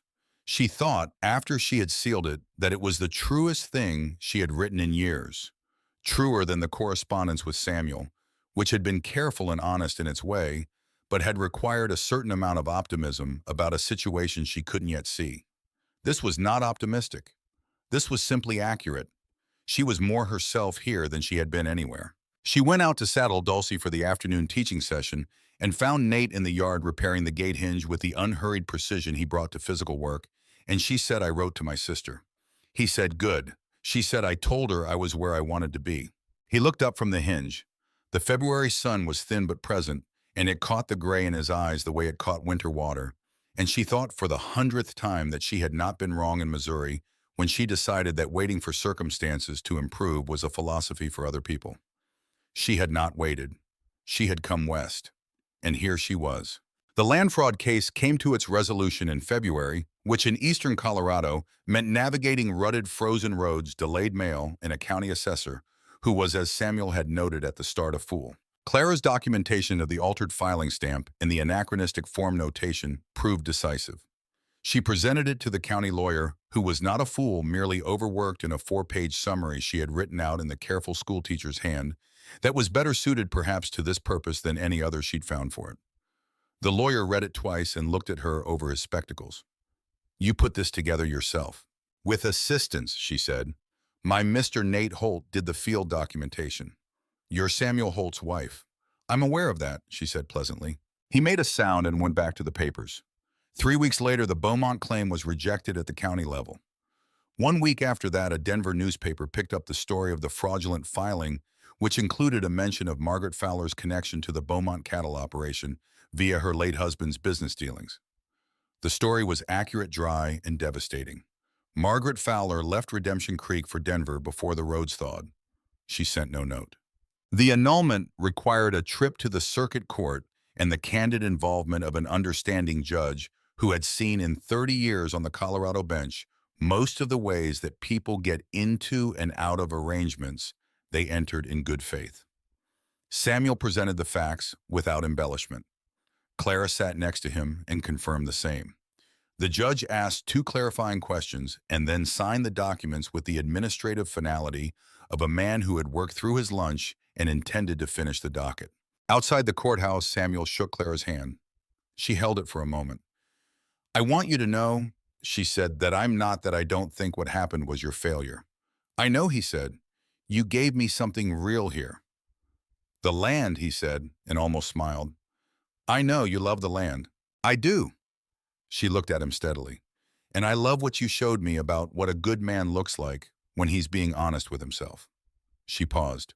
Don't let Margaret Fowler or anyone like her make you forget that. He shook his head slowly. She taught me one useful thing, that I'd been waiting for the right woman, and when she arrived, he stopped. Well, she was the right woman for the wrong brother. He straightened his hat. That's not a tragedy. That's just life getting its geography slightly wrong. She laughed genuinely for the first time in weeks, and he laughed with her, and it was one of the best moments she'd had in Colorado.